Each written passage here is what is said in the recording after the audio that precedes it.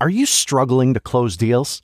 Cold outreach is wasting the time of both the buyer and seller at every stage, especially when sellers are using shallow and outdated data. Your organization can overcome these challenges with technology that translates comprehensive, high-quality buyer data into real-time insights. These deeper insights empower sales reps and teams to adopt the habits of top performers, which leads to better outcomes, like more pipeline, higher win rates, and larger deals. We call this deep sales.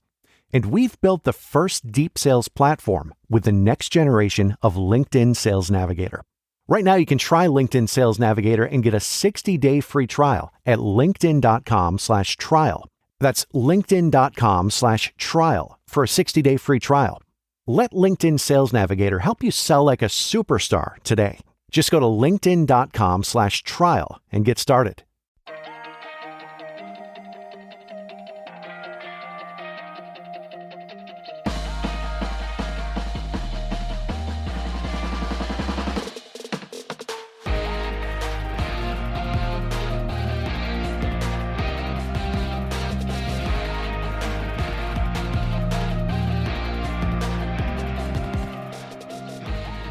Welcome to Criminality, the podcast for people like you and me, Melissa. The people like you and me that love true crime and reality, or reality and true crime. Yeah. Nope.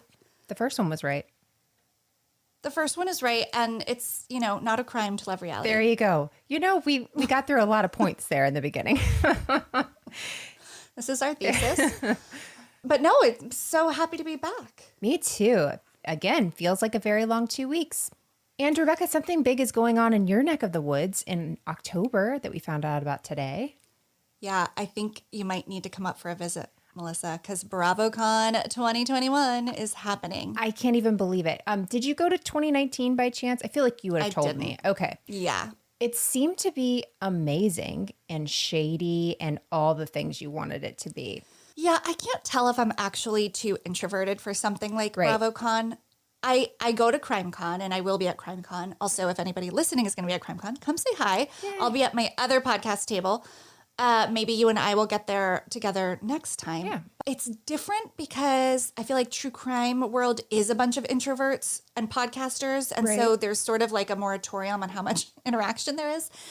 I don't know. I just expect BravoCon to be a lot of like ratcheted up people for 3 days. Oh, yeah. Sonya on a glass table, just breaking Yeah. it. Yeah. Yeah, that doesn't sound like something I can do. But I think it's what you make it. So I could be convinced to go. And if you were like, I'll come up for Right. it, I would go with you and we would have fun and we Right. would just have rules and Yeah. limits. Yeah. The rules would be I'm back to my room by 7:30 p.m. And Yeah, I don't a even lot know of if I would fun. want to talk to anyone. I would just love to be I wish I could be invisible and just walk around. Oh, absolutely. I would just, quietly just listen to what's going on and really try to get close, but have no interest in meeting anyone. That's really that's like my strong place. I don't really want to talk to people in the nicest way, but I want to hear what's going on. I like the Same. fly on the wall. Yes. How could we pull this off? I don't know. We could be Pickles. We could meet Yeah, oh. Pickles. I would meet Pickles.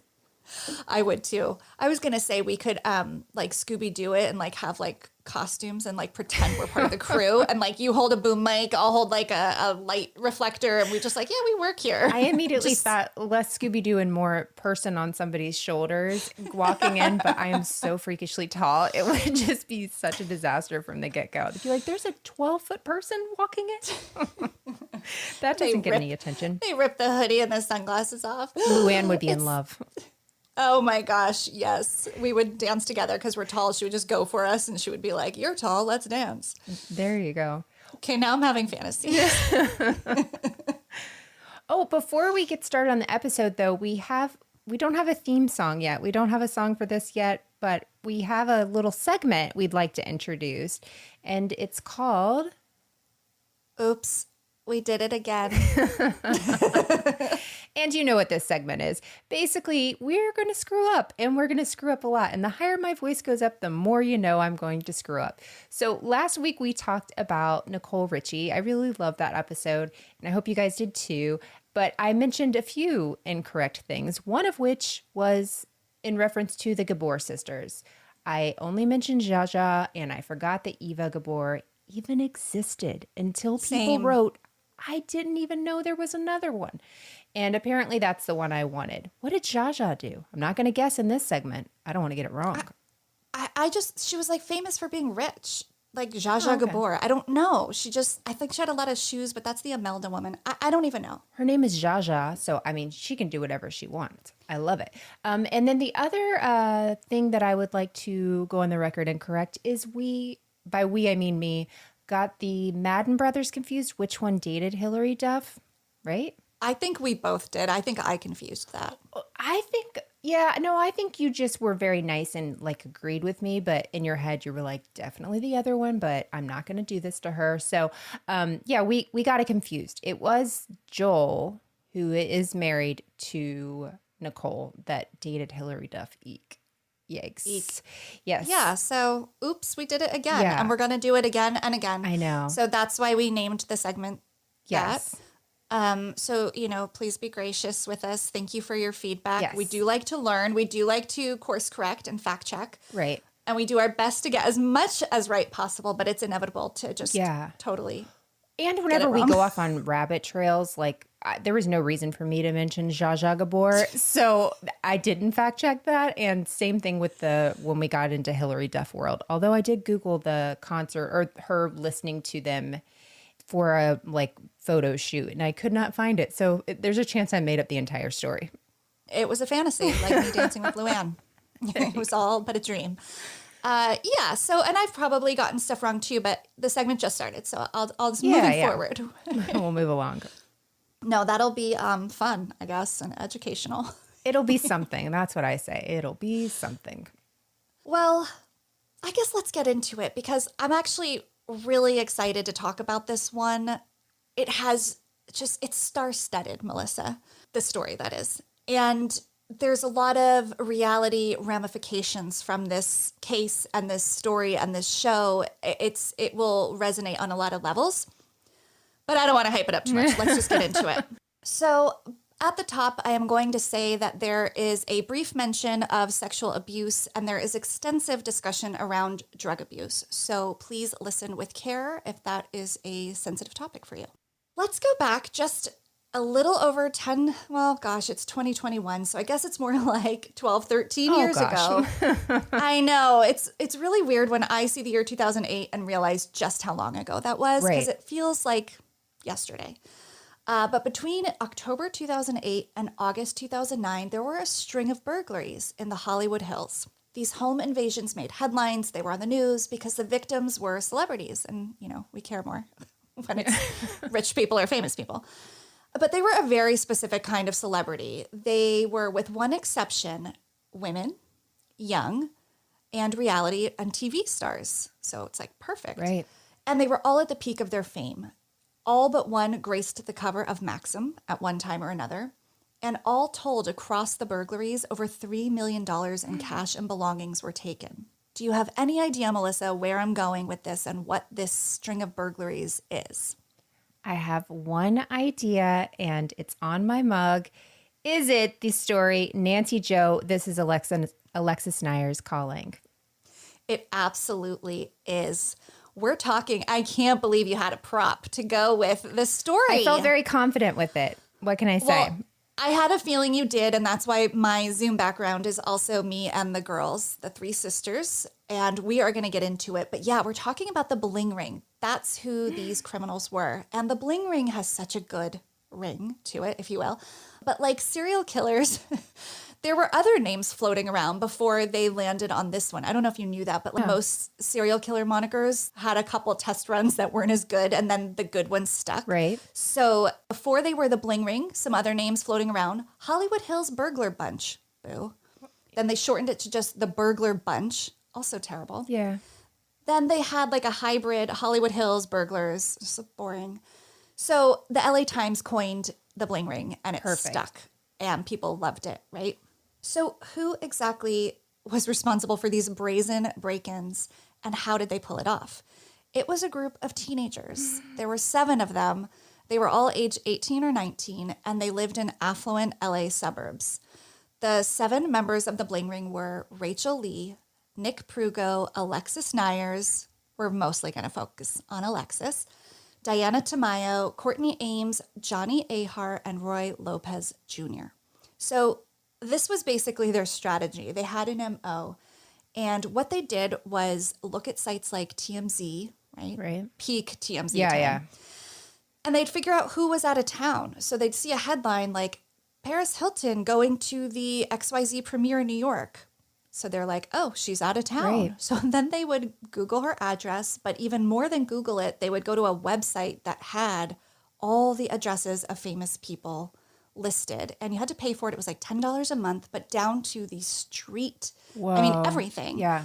So they would get the address, then they would go onto Google Earth, and they would get this 360 view of not just the house, but the property and the gates. And they would figure out, where can they hop a fence? Where are there more shrubs? Is there a dog? You know, all these things. So super savvy kids. I mean, talk about the Scooby-Doo. It's like Right. modern day Scooby-Doo. They could get into BravoCon no problem. Oh, yeah, we should actually start scheming. Yeah. This is how we're going to get in there. Okay, stop talking about it. So the girls in this group were really obsessed with reality TV. And yes, I felt shame when reading about just how obsessed with reality TV they became. They just adored the girls that they watched on these shows, TV shows and reality, and they studied their fashion. These were all kind of like fashionistas, and they wanted the designer clothes. So they would basically target whose homes they wanted to go to by whose wardrobes they wanted to steal. And as they got into doing more and more houses, they started referring to it. Their little code among their group was going shopping, which, not to make light of a crime, but how fun is that? Like, hey, Melissa, Friday night, you want to go shopping? Yeah.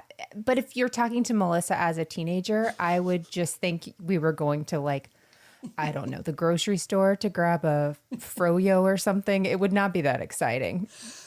No, it wouldn't be, but I wouldn't be saying it to you like that and winking unless you'd already been in on the scoop, you know? Yeah, nobody invites me to scoops. I'm scoopless. Okay.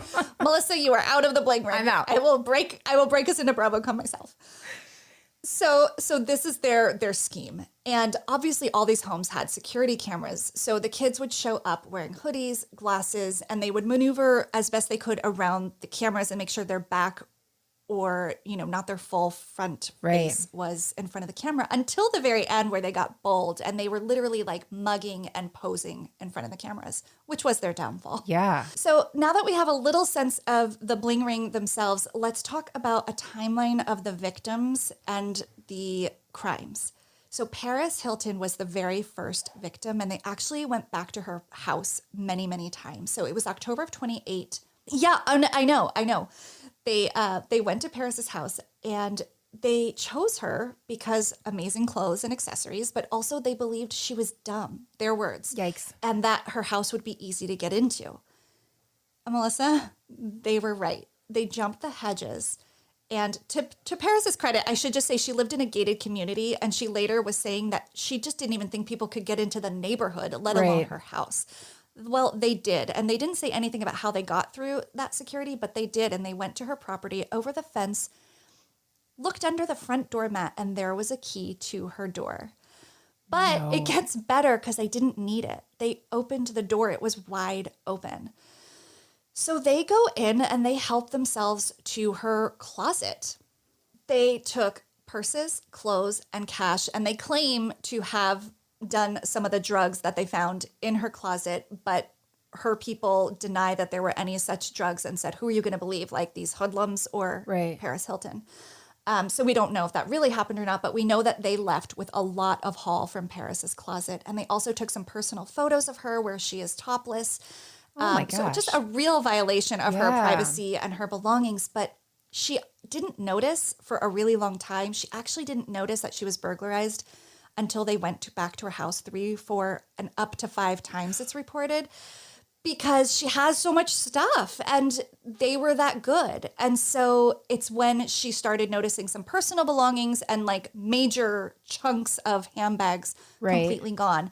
Crazy thing about Paris's house is her closet is like a room. I mean, it is Right. like not even a bedroom. It's almost like an apartment. And then there's a secret door that goes to a private nightclub. And the kids discovered that. So Paris has like her own private nightclub with like a stripper pole and, the lights go dark and it's very moody. So the kids would just go in there. And the reason they kept going back was they kept telling their friends about it. Like, want to go to Paris's house. Forget going shopping. What? So more kids would go and it became like this thing that they did.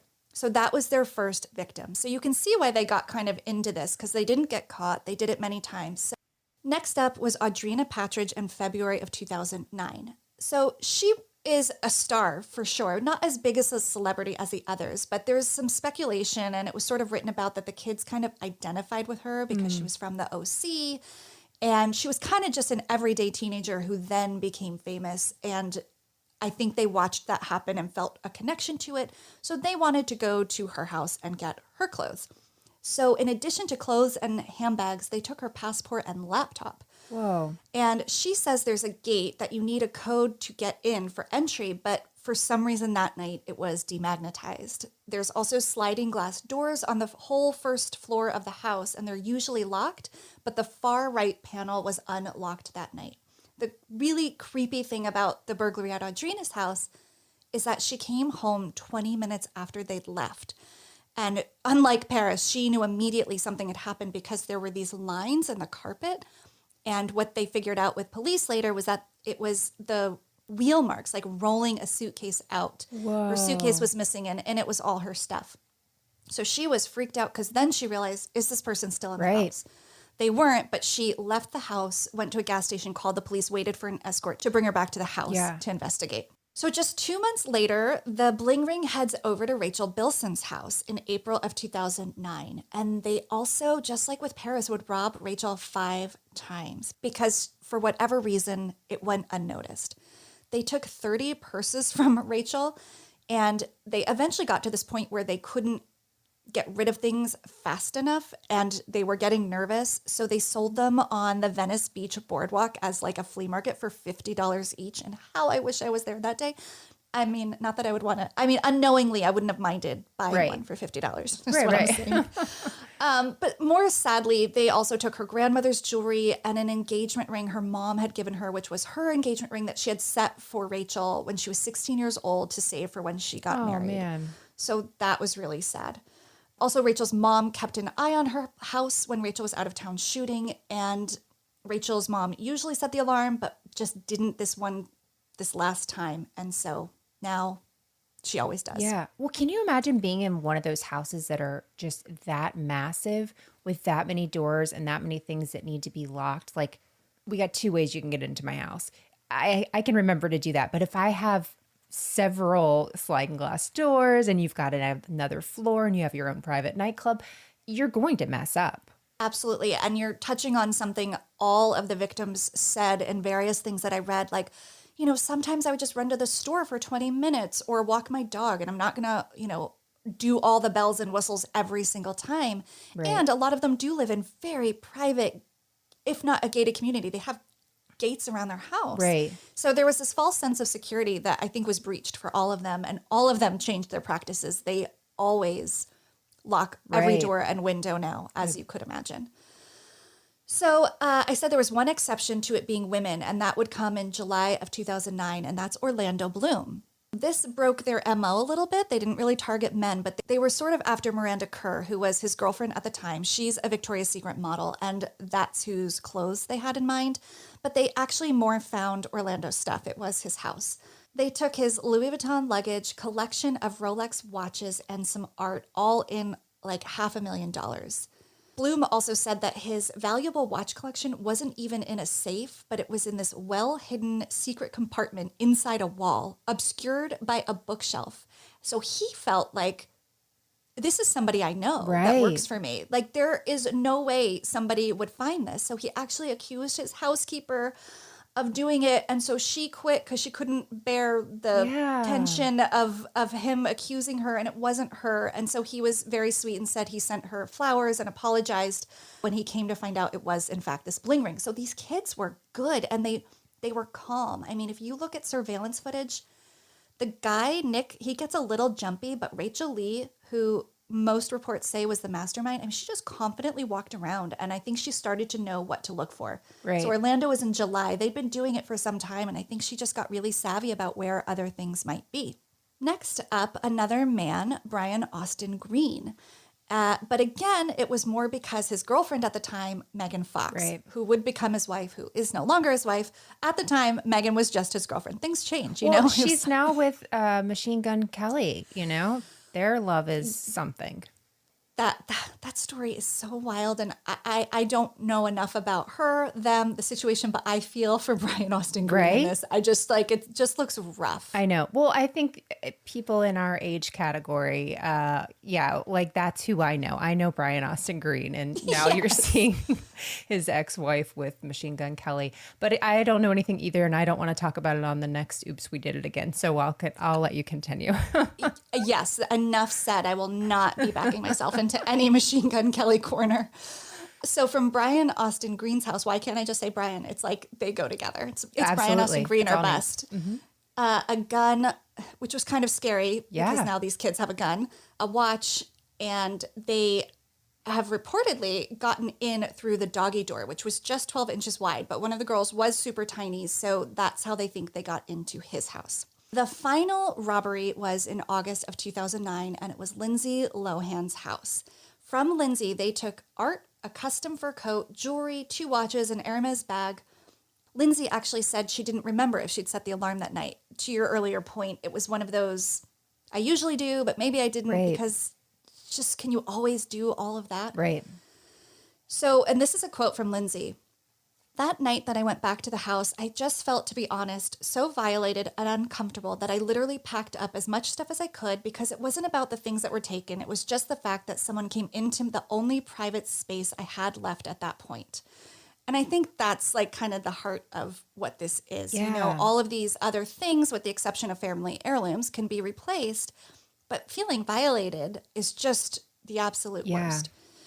This would be the robbery that got them caught, too. Lindsay Lohan was, peak famous in 2009. So when this made headlines on the news, they really started paying attention and trying to solve this crime. Right. And when the kids got arrested, it's actually said that Rachel Lee, the mastermind, said to the arresting officer, "Did you talk to Lindsay Lohan? What did she say?" And it's just sad and really indicative of kind of where her head was at. I think they really just kind of I think she wanted to be a thought in Lindsay Lohan's mind. That was sort of the ultimate goal, more than taking stuff. Oof. Okay. Yeah, so there's a timeline of the crimes and the robberies. Now let's talk about this Bling Ring. And I'm going to focus on Alexis Neiers, not because she was the mastermind, Melissa, but because you are right. She is the icon who gave us the voicemail heard around the world. Yes. Nancy Joe, this is Alexis Neiers calling. I'm calling to let you know how disappointed I am in your story. There's many, many things that I read in here that were false. Like you saying that I wore 6-inch Louboutin heels with my tweed skirt when I wore 4-inch little brown baby shoes. And then the mom had to chime in. Do you remember? I can't remember what she said exactly. $29. Yeah. She's screaming it oh, it's just insanity. And I just love whenever she says, "Every time you interrupt, I have to do it again." Yes, and we will get to kind of the manic hysteria that is that show and all that was playing into that scene. Yes. And it is funny and it is timeless, but it is so disturbing when you kind of know what's really going on. Dang it, Rebekah. I'm sorry. I know. I hate to do this, but it's got to be done. I am a truth teller. So I can tell you definitively that Alexis Neiers is not the mastermind of the Bling Ring, but she did become the face of it because her reality show was being filmed when she was arrested for her role in it. So what transpired on the show is reality TV legend, but as you and I, Melissa, know, the real truth is so much stranger and often darker than the fiction. So where does this reality show fit into all of this? It is, honestly, I would have said this even if it wasn't the show title. It's pretty wild. I had to. I know that you know that meme and you have that mug, but did you actually watch Pretty Wild, Melissa? I did. I did. Okay. And did you watch it then? Yeah, I watched 2010? it. It could have been after whenever E plays everything a million times. I think I just Yeah. knew about this, so I wanted to watch that episode, and then I just watched the whole thing, which is not that exciting. Less than No. wild. Oh, I don't know. It depends on your definition of wild, I guess. Yeah. But like you, many people did tune in because of the attention that the Bling Ring brought the show. So it was green lit to get a pilot. But when the headlines came out about Alexis's involvement in the Bling Ring, E picked up the entire season. So they absolutely capitalized off the surrounding news frenzy. Pretty Wild, the show we watched, was about 3 teenagers, Alexis, Gabby, and Tess, and their stage manager mom, Andrea. And the girls were just, it was just this out of control. They were partying and they were disrespectful, but loving. It definitely portrays a dysfunctional but loving family. The girls were trying to have careers in entertainment, and their mom was willing to do anything to help them accomplish this, including homeschool the girls and use a curriculum based on the book The Secret and other law of attraction type principles. This foursome famously prayed and expressed these daily intentions every day, and they would end the prayer in unison by saying, "And so it is." Why this family, right? It's kind of interesting, but is it like show worthy? Right. Well, if you were to ask them, Alexis in her book, which I read, said they manifested it. So the mom, Andrea, is this sort of free-spirited hippie. She had moved to LA when she was young and wanted to become famous. She was a playmate at one point, and she always wanted more. Like, she was hoping that would kind of take her career to the next level, and it never really did. She divorced her husband when Alexis was really little, and she had Gabby then as well. So Alexis and Gabby are her biological daughters, and Tess is not a biological daughter, and I'll get to that in a minute. But she smoked pot freely in the house. She had a lot of boyfriends coming in and out as the girls were raised, and the dad was paying alimony and child support, and he had a good job in the TV industry until Alexis was around 12 years old. Unfortunately, the dad's problem with alcohol became full-blown alcoholism, and he actually ended up losing his job and his home and really, really struggled. So the payments to the family stopped. So Andrea is very much a struggling single mom, and she starts to look at what does she have? What can she do? She's not really qualified or trained to get a job, but she has 2 beautiful little girls, Alexis and Gabby. So she puts them in dance classes and modeling, and she really thinks they could actually be the way to success. At this time, she's also friends with a woman named Tracy, and Tracy has a little girl named Tess, who is a year older than Alexis, and they are just like thick as thieves, if you will. They just do everything together to where Andrea feels like she actually has 3 daughters, not 2. Things are not great with Tracy. That's for another podcast. Like the dad, her own struggles kind of just got to a point where she was unable to really live a healthy life and parent well. So Tracy and Andrea talked and agreed that Andrea would take Tess on basically as her own indefinitely. And while there was no formal adoption per se, Tess moved in with the family and was by all intents and purposes theirs. Huh. Yeah, I know. Little Nicole Richie-ish. Yeah, it actually is. And the show does slightly address it. And there's an episode where Tess's biological mom wants to have contact with her. And you can tell it's just a very painful subject for Tess. And she really considers Alexis and Gabby her sisters and Andrea her mom. Andrea eventually remarries a man named Jerry, and we see him on the show, but very peripherally. He's a very sideline character. I was actually rewatching Great News because of our last episode and the conversation about everybody loving Great News. And it's like, Carol's husband, he's like yes, a dear. figure, yes, but not dear. a person. Yes. Like, I wouldn't say Jerry's exactly that, but almost. He might as well be. Like Eileen from Real Housewives of Beverly Hills. Like there's like this one scene where you see him in the garage, like looking in on everybody, but he's not really part of it. Yes, and he gets a line or two. I love it. But the show is absolutely the mom and the girls.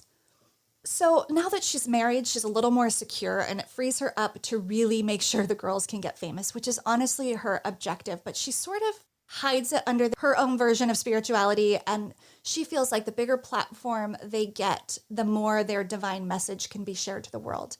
And I'm reading Alexis's book, and Alexis is like, we didn't have a message. Like, my mom talked about abundance and wanting abundance, and what that meant was money. She wanted us to be rich and famous. they went about this daily intention. To go back to the manifesting, Andrea would say every day that they wanted to get a show to increase their platform, and she even named the dollar amount that they wanted to be paid, and every day they would pray that. So while they're manifesting, or while she's manifesting, I think, the girls were out auditioning, and they were getting a little bit of success. Success is relative, and what is success for these young girls? Right. Probably not the jobs they got, but they got some lingerie modeling shoots, music video gigs, and they got small roles in a 2009 movie called Frat Party. Don't even look it up. Just No. Skip it all together. We don't even need to talk about how bad the reviews are. Trust us, they're bad. So it was on this set that the girls meet Dan Levy, not son of Eugene Levy, a different guy in Hollywood who is an actor and a comedy writer. Yeah. And he was really... I know him. Yeah. Mm-hmm. You do? Yeah, yeah. Oh, okay. So he meets them. How do you know him? From other things he's done? So he's friends with John Mulaney. I think that actually makes sense. married him and his wife, who are now good. Have you ever had that moment when you're leaving the house and you wonder, did I lock the door? Or worse yet, you start spiraling and you imagine all the what ifs. I used to feel that way all the time, but it wasn't until a few years ago when I heard about a break-in just a few blocks away that I realized I needed to really step up my home security game. And now I can spiral about the what ifs on things that don't matter, like reality stars, instead of the what ifs of home security. We've had Simply Safe protecting our house for the last few years now, and it's a total game changer. With Simply Safe's Fast Protect monitoring, I know within 5 seconds if something's actually up, and the lifeguards can actually speak to intruders to stop them. That's faster than a reality TV star can throw a drink. One of the things I really love the most is you're not locked into some over-the-top 90-day fiancé level contract drama. Simply Safe is actually affordable as well, less than $1 a day with no hidden fees, so it's easy to love. It's no wonder they've been named Best Home Security Systems by U.S. News and World Report for 5 years running. Whether you want to install it yourself, it really takes less than an hour, or have a professional handle it, Simply Safe is as easy as flipping channels between Chimp Crazy and The Secret Lives of Mormon Wives. So why wait for the drama to happen? Get Simply Safe and know your home is covered just like I did. Protect your home with 50% off a new Simply Safe system, plus a free indoor security camera when you sign up for Fast Protect monitoring. Just visit simplysafe.com/criminality. That's simplysafe.com/criminality. There's no safe like Simply Safe. This episode is sponsored by AutoTrader. There's a good chance you're driving right now. Look around. Safely. What do you see? Cars. Lots of them. And guess what? They're probably on AutoTrader. Whether you're into timeless classics or the latest trends. Did somebody say solar-powered, eco-friendly, vegan, leather-wrapped, aromatherapy-scented, disco ball-equipped, self-driving car? If you see it on the road, you can likely find it on AutoTrader. Big cars, small cars, blue cars, new cars, used cars, electric cars, and one day, maybe even flying cars. With millions to choose from, buying a car becomes a whole lot easier. See it, find it, AutoTrader. Find your next car on autotrader.com. Getting divorced, and I'm devastated over.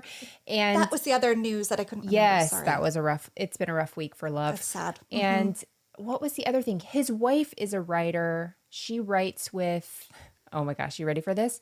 Angela from The Office. Ready? Oh, nice. Her ex-husband's new wife is a writing partner with Dan Levy's wife, and they wrote on My Crazy Ex-Girlfriend and a few other shows. So it's like one of these, back in MySpace days, I knew who Dan Levy was. Melissa, I'm so impressed. I mean, are you? Because this feels sort of like the bottom of the barrel, and why this is another waste of my time, waste of my brain. I don't know. I think that's cool. I think it just speaks to your passion. Like, he's a comedy writer and you actually love know it. stuff he's worked on and Yeah, writing partners. yeah. Like, it's just telling about what you're interested in. Yeah. I think it's great. Thank you so much. Please tell the others in my life the same. Noted.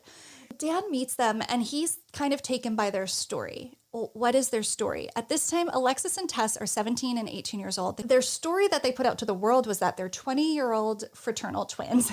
So it just made them more exotic, and it was kind of more of a hook. And so they were telling Dan that we homeschool with our mom and it's based on The Secret. And he's like, this is insane. Maybe it could be a show. Whoa. So he actually pitches it as a comedy. And the original working title is Homeschooled with the Arlingtons. And Chelsea Handler is the executive producer, and she says yes to it. So an example of the scenes they pitched would be, so we'll open up and the mom is trying to homeschool and the girls have been out all night and they're hungover and they're late to class. That can get you a show, Melissa. So keep your ideas going. Keep writing. I can do it. Let me see if I still have my MySpace page activated to get in touch with old Dan. There you go. Andrea and the girls felt like this was it. They felt like now they're just living out their divine purpose. They're going to get their message out to more people. Alexis was just happy to have a job that would support her increasing serious drug habit. Unfortunately, due to childhood trauma, when she was really young, Alexis was sexually abused by 3 people in her life. Wow. And so by the time she was 12 years old, she was already drinking alcohol and starting to experiment with drugs. When she was 14, she was in dance class all the time and she broke her foot and was given Vicodin to manage the pain, and she got hooked. She loved the feeling, and it's really sad to read her book because she describes the feeling and says, it felt like the warm, protective hug I was so craving from an adult in my life. I was getting it through this synthetic high, and it made her feel safe and it made her feel escaped from reality. And she literally was addicted by age 14. By the time the show starts filming, Alexis and Tess are drinking, smoking pot, doing oxy, and sometimes heroin because the pain pills are very expensive. That's why they were actually really happy to get the salary of the show, because they could go back to Oxycontin and not heroin. So sad. But the show would quickly go from this funny, lighthearted comedy about girls trying to break into the Hollywood socialite scene into a serious drama about one of the girls breaking in to Orlando Bloom's home. How did Alexis get caught up in the Bling Ring? So if you remember, I talked about the potential mastermind, and that was Rachel Lee. And there's a little debate, is it Nick Prugo or Rachel Lee? It's definitely kind of a toss-up between them. But Nick was this new kid at this alternative high school in the LA suburbs. It was called Indian Hills, and he met Rachel Lee there. Rachel Lee was this it girl, total fashionista. Just she's the one who zeroed in on which celebrities they would break into. She basically befriended this Nick kid who was new, he was gay, he didn't know he was going to fit in, but he loved fashion too, and he just really wanted, it just takes one friend when you're the new kid. Right. It doesn't matter who it is, and I'm not saying he wasn't discerning, but it was like she took an interest in him. I think she was really the leader of this, is what I'm trying to say. They didn't start by breaking into homes. The first thing they started to do, Rachel introduced him to this little game she would do. She would go into these super expensive neighborhoods where there were cars in the driveway and cars parked on the street outside of homes. And she would just brush her hand by the cars and lift up the handle casually. And if it was open, she'd stick her hand into the side door and see if there were any items to swipe. Like real swift, real casual, very cool. I could never pull it off. No. And cash, IDs, like she would take whatever she could find. Then she graduated to going to the glove boxes. Sometimes she'd find the spare set of keys in there. She would take the car on joyrides. None of these kids are afraid of consequences. That's all I could think during the research. I don't know what you were like as a teen. I definitely made some mistakes and broke some rules, but I was so afraid of getting caught. Oh, no, listen, this all just makes me itchy and I feel like I'm getting hives. If I accidentally opened the door to a car that was not mine, I would have left a note that said, dear sir or ma'am, I accidentally touched your car. I did not steal it. I put $50 in there. Please don't send me to jail. This all makes me so nervous. Same. Absolutely same. And again, I don't want to pretend I never broke any rules, but my heart is beating at the idea of stealing a car, even if you're going to return it. Like that would just never be fun to me. The joyride would have no joy. Yeah, no joy. I'd be crying, driving it back, trying to get back. Like anxiety ride. Yeah. So Nick's dad worked in guess where, the TV and film industry. And so Nick would bring home these clothes and he would get more friends by giving the girls these clothes he was stealing. And these girls weren't asking any questions, but just in case, he covered his story by saying, well, I work as a stylist sometime on the set with my dad and I take home the clothes. So that's how he kind of explained that. One of those friends that he gave the clothes to was Tess. He was obsessed with Tess. He loved her and she adored him. But it wasn't Tess that ended up as an accomplice in the Orlando Bloom robbery. It was Alexis. She could no longer live under her mom's rules. Apparently, she missed an audition and her mom caught her smoking oxy, and she just decided, I'm out of here. Tess had already been kicked out. So Tess was actually living at Nick's house. So Alexis packs her bag, goes to find Tess at Nick's, and Nick says, you just missed Tess. Like she's just ran off with another boyfriend and she'll probably be gone for days because that was very much her MO. Right. So Alexis is now stuck with Nick. They go out for dinner, and this is the night of the robbery that Alexis was involved in from Alexis's point of view. And I just want to say for the record that I believe her. I don't think she has any reason to lie, and I'll get to that later. So they end up going to a restaurant in LA called Bezos, and I was really hoping it was Buca de Beppo, but it's not. Not the Capri Room? No, dang it. And they have drinks, and by drinks, they share an entire bottle of vodka. And Alexis goes into the bathroom and gets high. So at some point, she's kind of nodding out, which I learned is a term that is different from nodding off, which is kind of a more drug-induced falling asleep, and it's often a precursor to overdosing.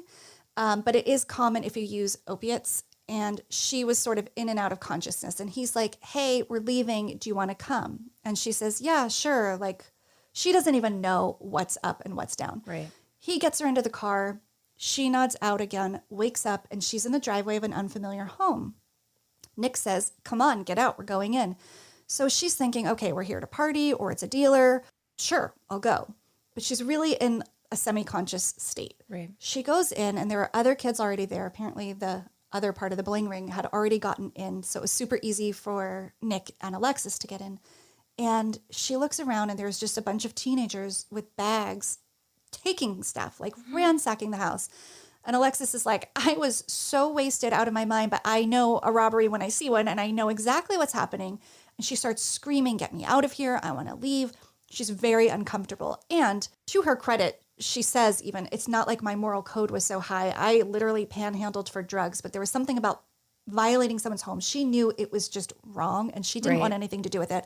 But she couldn't really get out. She had just left her mom's house. She couldn't call her mom. She felt very beholden to Nick. Tess was nowhere to be found. She had nobody. Right. So the kids say to Nick, hey, if you brought her, make her do something. So they throw her a garbage bag, and they tell her to start grabbing stuff because they got to go. So Alexis starts throwing stuff in. She doesn't even pay attention to what. And then they're like, we got to go. We got to go. So you can imagine the scurry. They run out. She gets in the car. And now she feels like she's kind of coming to. And he looks at her and says, you can never tell anybody about this. And she says, I won't. And she really felt afraid. Yeah. So she goes back to Nick's house, and she decides this is all too much for her. Like, she knows she's made really bad choices, but this is not the path she's trying to go down. So she calls her mom desperate, crying, and she says, things are really messed up here. Can I please come home? And her mom welcomes her with open arms. Now, keep in mind, they've signed up to do the show at this point, but they haven't started filming. So they've got some pre-signing money. Things are happening. They're all so happy. And she's really scared that this could actually ruin the whole thing. And her mom was relying on this as income, as that next level. You know, the sisters were on board. Everybody wanted to do that. And she felt like what she was doing tonight could really ruin it for everybody. So then an unexpected and interesting thing happens. She starts seeing the headlines in the news about these robberies, and it triggers these memories. She kind of forgot about it, basically, because she was kind of half out of her mind. And she sees what looks like the house where she was. And she's going, oh my gosh, I think I know about that. And the news is saying, if you know anything, please call this number. And so she summons up the courage. And, you know, in her book, she says, I think this is the first, like, honest, truthful thing I'd done in a really long time. She was very afraid of the consequences, but she also believed in her innocence, that she didn't really want to be there. So it was naive. She didn't think she'd get in trouble because she thought, well, I didn't want to take things. I took things, but they made me. And she wanted to do the right thing. So it was sort of this combination of wanting to do the right thing and complete naivete. She calls the police and says, I'd like to report a robbery. They're like, okay, what was the address? She's like, I don't know. Whose house was it? I'm not sure.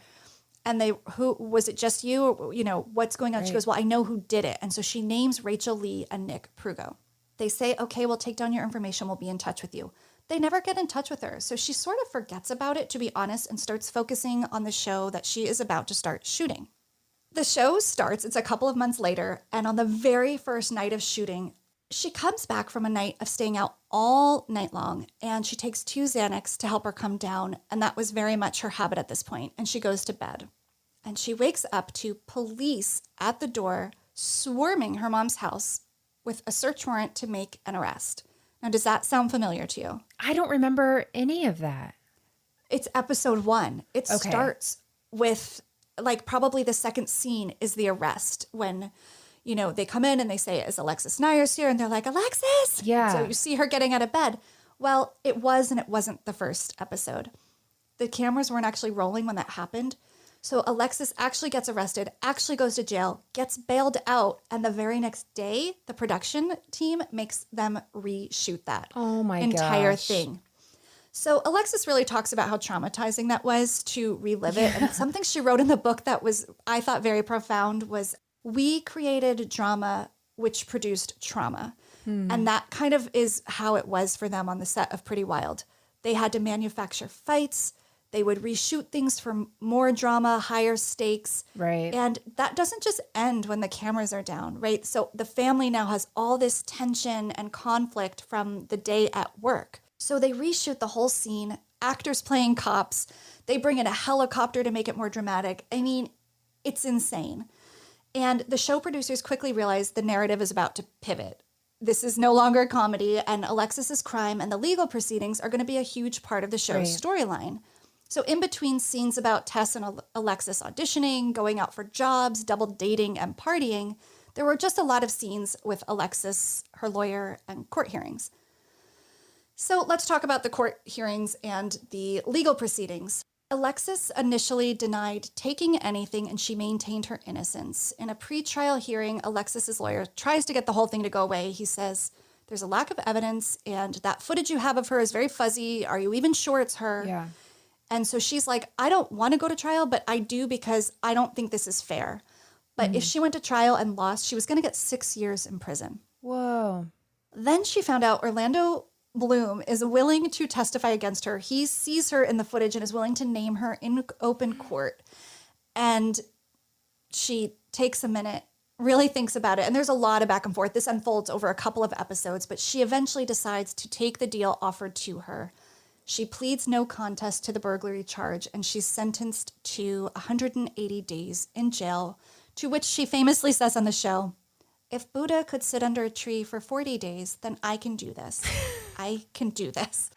I have to tell you, Rebekah, you can really channel her voice quite well. It's a talent.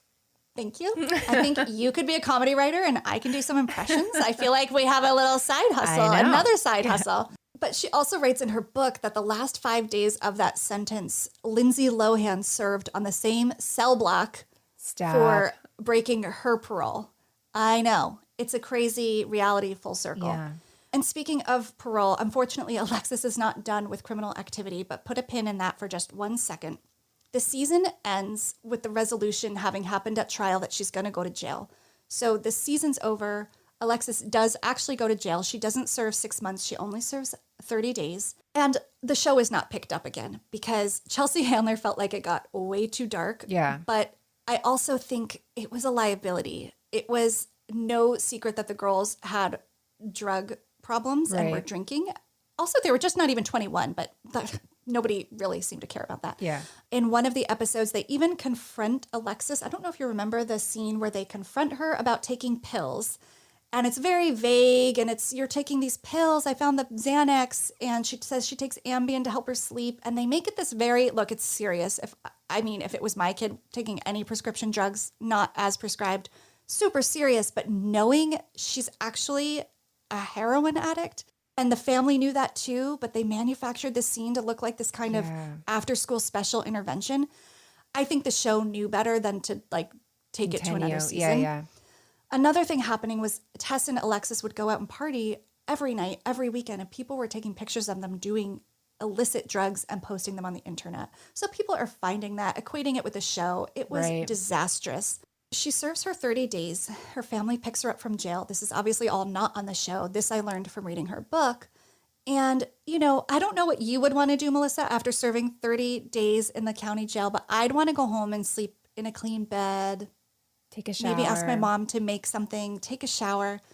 She asks if she can go to her friend's house because her friend's having a party. And I don't know why, but her mom drops her off there. Oh my gosh. Alexis goes immediately into her old patterns. She was 30 days clean in jail, but she was not equipped to be clean on the outside because that's not what we do to people in jail. We don't help them, right? And so maybe she wasn't there long enough to have rehab. I don't know. So she gets into her old ways, and she ends up getting into a really bad pattern again. She wasn't sleeping at her mom's again. She was kicked out. But she had one particularly bad night after heroin, and she did sleep at her mom's. And it was that morning that the police came for her because she'd missed a parole check-in, a mandatory check-in. It wasn't a hearing so much as like she was supposed to go to the parole's office. Right.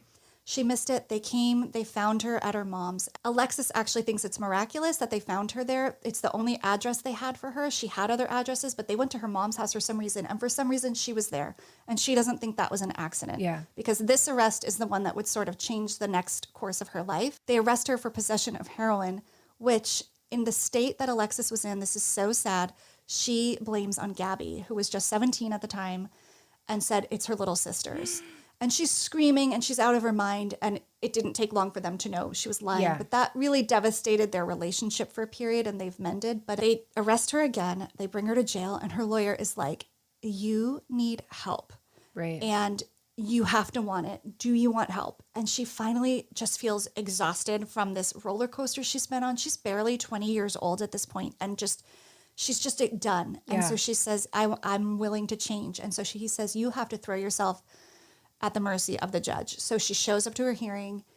She says, I don't need jail. I need help. I do not want to stay on this path. And he believes her. And she credits that judge for saving her life. That gives me chills. It's so beautiful. And honestly, I'll talk more about her book, but it's called Recovering from Reality. And that was the first day of the rest of her life. Honestly, she spent 1 year in a sober living community and treatment center. She stayed sober the entire time. She figured out who she was. She dealt with the trauma of her childhood, PTSD. She just recalibrated entirely. And she would end up meeting her husband at an AA meeting just a year later, who had many years of sobriety under his belt. And together now they've been married, I think almost 7 or 8 years. They have 2 children together, and they run a sober living and rehab treatment center. They have several locations throughout Southern California. And she's now an advocate for mental health. Yeah. And recovery. And so that to me is the upside to this whole story. Yeah. The only reason I feel like I could tell it, because I know the memes are funny and that show is kind of a fun train wreck to watch. Right. But when you know that these girls were just spiraling in real life, barely holding it together, and the mom has her unresolved issues too, so it's tempting to blame her, but she doesn't know much better either. Right. It just becomes really sad. Yeah. But I am happy to say that it ends well for most of them. They are all in so much better places than they were at the time of filming. And I thought it would be fun to end it with this post Alexis put on Instagram from March 2020, which I think you'll appreciate. Okay. She wrote, "This is Alexis Neiers calling.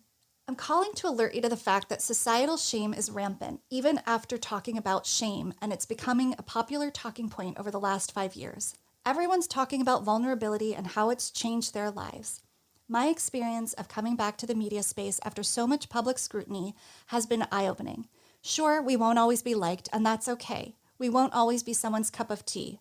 But despite my 9 years of sobriety, my work that is saving lives, bravely telling my story, and dedicating my life to serving others, I still get written off as the Bling Ring girl. One day, maybe one day, the world will wake up and realize that the messy ones, the sensitive ones, the addicted ones, the different ones are actually the special ones. We're the showers and the mystics. We're the truth tellers. We're here to say that operating as we have been is no longer sustainable, and it's time to take radical action now. So, if you feel like you're unworthy, this is Alexis Neiers calling to tell you that you're not. You're worthy, and your perceived flaws actually make you special." And I just was like, oh my gosh, this woman has just grown into an incredible human. Yeah. She does not shy away from her story. She talks about it. She's so candid in her book. This book does not paint her into a pretty picture. And that's why I was saying I chose to believe her version of events, because she says so many unflattering things about herself in this book that why would she lie about stealing or not stealing? Right. So there's other things in that book that are so much harder to take in. Yeah. Yeah. It would be very easy. And she's already served her time. So it would be very easy for her to say, I knew what I was doing, you know, if that was the truth. But to say the way she did, it wouldn't change anybody's perception. You know what I mean? Like it was just a crappy thing she was a part of, but man. Right. And she did eventually take ownership of her part in it and acknowledge that she violated someone's home and did take things. And she not only served that time, she was on probation, I think for a while, I want to say 3 years. There are a couple behind the scene fun facts around the show that I wanted to share that I couldn't fit in the story. Do you want to hear them? Please do. Yes. Okay. So you probably know the movie, the 2013 movie called The Bling Ring, which I think a lot of people were aware of, which brought a lot of renewed interest Right. into Pretty Wild. But that was directed by Sofia Coppola, starring Emma Watson. And I think that's why people also think Alexis was the face of it, was because Emma Watson was, and she was based on Alexis's character, not Rachel Lee's Right. character. Super fun fact around The Bling Ring. Paris agreed to let Sofia Coppola film inside her home. So the scenes, you have to go back and watch it, in the burglary part of Paris's house are actually Paris's house. So that nightclub I described, I saw it. Like, Oh, wow. it's so cool. And I really didn't like the movie at all. Yeah. But it's worth it just to see that scene. Yeah. A lesser known film before The Bling Ring was made in 2011, a Lifetime movie Sure. starring Austin Butler, Spencer Locke, Yin Chang, and Tracy Farraway. Sure. Them. Okay, yeah. And then before that, in 2010, so you know Law & Order swoops in with a Oh, yeah. headline episode. They had a brief stint as Law & Order LA, which I didn't I don't even remember. know. Mm-mm. And this episode was on there, and I believe it was actually called The Bling Ring, the episode. Some lesser fun facts around the show and the filming. The girls didn't even live at the house. They were kicked out the entire time. They lived at a Days Inn hotel What? or a motel. So the it two was older their girls. mom's house, but they would just come for filming? Exactly. Whoa. And if you remember, I don't know if you remember, but they move because they live in this conservative cul-de-sac, and they were in a townhouse, and the HOA didn't like that they were filming and all the press. So they move into the Hollywood Hills during the show. And what I learned was production paid for that house rental because they couldn't even afford it. Whoa. And speaking of not even being able to afford the house, when I say they had a drug problem, Alexis in her book talks about how much drugs she and Tess were doing. Their combined income for the show was $10,000 a week, which is quite a living 10 plus years ago Yeah. for teenage girls. And they spent the entire thing on drugs. $10,000 a week on booze and pills and heroin. Oh, man. And no sign of any money to come. You know, this was a one season. That was it. It was over. Yeah, I mean, wouldn't be the first time we saw reality stars mismanage this Yeah. newfound I'm always wealth. shocked. But but how sad. I didn't even know you could ring up that kind of Right. like drug bill, but they did. And this is not funny at all, but crazy to watch back. There's a scene where they go to Mexico to do a charity event, and the girls are like emceeing it. They're going to Cabo, and it's all Cabo fun. And the girls in real life were so scared, like, how are they going to get into Mexico with their drugs? Right. So they carried them internally the way drug mules do. Yeah. So I say this to emphasize it was honestly a serious addiction. Yeah. And somebody in production found their drugs in Mexico and flushed them down the toilet. So they were really sick and not well during that shoot. I'm telling you, if you rewatch this show, if you're brave enough, you will see it with a whole new light, and you will Yeah. just see the pain in their eyes. These girls had dead eyes. Yeah. And Alexis actually also has a podcast for anybody interested with the same title as her book, Recovering from Reality. She is delightful. I find her very easy to listen to. She's smart. She has great guests. You'll hear a lot of behind the scenes stories from Pretty Wild. She kind of weaves them in, but she's so healed. She's so mature that I think it makes, for me, enjoying Pretty Wild, it somehow makes it okay because I know everybody's safe. Right. Gabby, Tess, they're all doing fine, even Andrea. So that's the story of Pretty Wild and the Bling Ring. Whoa. Okay. So on Moms and Murder, we covered the Bling Ring, but without all of this, all the Pretty Wild stuff. It was mostly like I remember more about Nick and the others. But yeah, I mean, just watching the show, Pretty Wild, I had no real idea what was going on back then I just knew that they had stolen from a celebrity or whatever. And I always thought Alexis was involved in several of them. I never know. knew it was just the one that she was involved in. So her story makes a ton of sense to me. If they're always bringing teenagers in, getting as much as they, like, it makes total sense. Yeah, and there was even some chatter about Tess being involved. Nick names her as being at one of the robberies, but I guess they never had her on camera. And again, if you watch it back, when I watch those scenes, I almost see a terrified Tess like, is it just a matter of time before they find my out? name. Yeah. And so really, really interesting. But yeah, the other kids in the Bling Ring, which you would probably know from researching it, I think they all pled out and they all did serve some time, but greatly reduced sentences than if they had gone to trial. So they all had lawyers, and I think there's varying degrees of how those kids are faring, but all told, they seem to be okay. Yeah. Oh, man. Well, I'm so glad Alexis is doing well. I mean, I knew a little bit because I've Googled her and stuff like that, but it's incredible what she's able to do and how she's manifested this whole sober living thing. Really. I mean, this is all come from that. That's pretty incredible. It is. It makes me so happy because, man, that story could have a different ending. Actually, that reminds me, I had a little audio clip I wanted to play you. Can I send it to you? Please do. So this is kind of a fun callback. Okay. Everybody sees you like this. Everybody saw Anna Nicole like this too. And look at her now. Oh no. And by fun, it's not fun at all. Yeah. Everyone saw you like this. Everyone sees Anna Nicole like this, and look at her now. I know. And this was like a few years after she had died. So it's like, what? Oh, yeah. Oh my gosh. So she's speaking about it as though like, look at her now, but she's not alive when she said that. Yeah. So that's Pretty Wild and the Bling Ring. And I sure watched that season more than once in preparation for this. I need to hear what you're watching because I can't watch Pretty Wild or think about watching Pretty Wild any longer. Okay. Well, I considered watching more Great News because we talked about it so much, and my gosh, and I'm so excited. So many people have written and said they love it. No one's written and said I hated it. They've all loved it. So if you haven't, please join our Stan podcast account, whatever about it.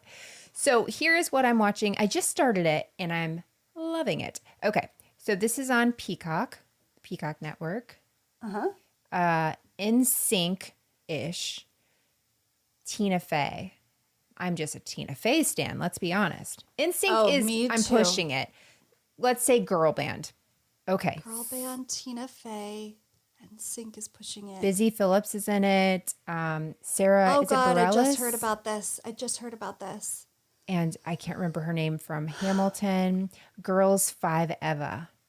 Paula Pell. Yes, I was going to get there. Dang it. I'm sorry. I shouldn't have said it. No. It's okay. Tell me more, though, because I don't really know what it is, but I absolutely have been hearing about it. So it's this girl band from early 2000s, and they had one hit song, Girls 5 Eva, because 5 is one more than 4 Eva. So it's a play on forever. And there's a lot of plays in the song. It's terrible. It's very early 2000s music. And their song ends up getting sampled in this rapper's song. And so then they become current day. People have some interest in them. Not a lot of interest, but they're going to capitalize on it. They want to try it again. And so it's a comedy. It's so funny. Tina Fey is the producer on it. Is it Meredith Scarvino as a writer? It's awesome. So it's scripted. It's scripted, yes. Scripted comedy. I think there's 10 episodes. I'm only 2 episodes in. I know that Tina Fey plays Dolly Parton at some point in this. So say no more. I know. So I'm so excited. So I'm trying to like slowly watch them because I just appreciate her shows so much that I'm just loving it. Me too. And what a great segue from Great News, because I did go back and rewatch some episodes. Like sometimes I'll even put them on when I know I'm going to fall asleep. Absolutely. It's comforting. Because I used to fall asleep to 30 Rock. That's like my favorite thing to do. Great News has a similar effect. Absolutely. Just feel good. And rewatching Nicole Richie in them, I'm just, I'll never forget that she was in that now. Yeah. I'm ashamed that I ever did. Okay, I'm absolutely, sincerely, truly going to watch that one. Because it goes on the real list. The actual list. Okay. Let's be honest. We all have a long list of books we're never going to read and movies we're never going to watch that people tell us. Absolutely. Yes. Right? I'm so excited I finally made it to your real list. Rebekah, what are you watching? Okay. Well, I feel like this is kind of easy and kind of everybody's watching it and talking about it, but this is the best I could do. It's HBO because I feel like I say HBO almost every time. I feel like I could guess now, but I'm going to let you keep going. I should not have led with that. I'll start with the next clue is the hardest one. Bedhead. Okay. Pennsylvania. Mayor from Easttown. Mayor of Easttown, yes. See, I haven't even watched it. I just know there's Mayor in Easttown, but yes. Yes. Should I be watching it? Oh my gosh. It's so good. And let me explain the bedhead. So Kate Winslet is a freaking icon. She's Right. so good. That woman is such a good actress. And she's so good on this. But she looks like not the prettiest version of Kate Winslet you've ever seen. I'm She down just for looks like that. a normal person, okay? So she's the executive producer on the show, and she created a mandate for the show with hair and makeup that everybody should look like they have bedhead. And I want these people to look normal and not glam. And they're from this very like rural blue collar Right. neighborhood in Pennsylvania. Also, the accent is perfect. Yeah. It's like they nailed it. There's actually an SNL skit. I don't know if you saw it. I haven't watched it yet, but I've been told to watch the show and then watch this. Watch the show, and then you must. I mean, I hope this is making you put it on the real list because Yes. it's a great show. And also, I just love that. And she actually has said, I read this whole article about it. She won't do any more movies or TV where the standard of beauty will be such that it's unattainable. She's like love it. acknowledging that the way TV production and movies make people look is not real and is maybe Yeah. damaging. And she's just like, I'm not participating anymore. Oh, I love and it. that goes for everybody on this show. And honestly, that's smart because if I was going to make myself ugly for everybody else should. Thank you. Thank you. That's what I was thinking too. No, we're all going to be ugly together. She's no dummy. Yeah. And she is so, and she also just still looks amazing because she is Yeah. gorgeous. Very good features.